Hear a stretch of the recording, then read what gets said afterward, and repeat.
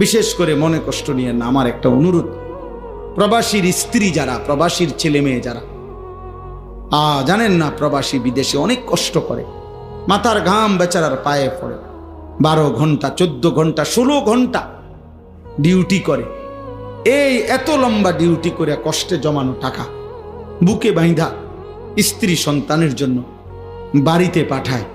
সেই প্রবাসীর স্ত্রী যদি, সেই প্রবাসীর ছেলে মেয়ে যদি আল্লাহর নাফরমানি করে, হারাম কাজ করে, গুনাহ করে, পরকিয়া করে, জিনা ব্যভিচারের সাথে সম্পৃক্ত থাকে, খোদার কসম এর চাইতে বড় জুলুম আর কিছু হইতে পারে।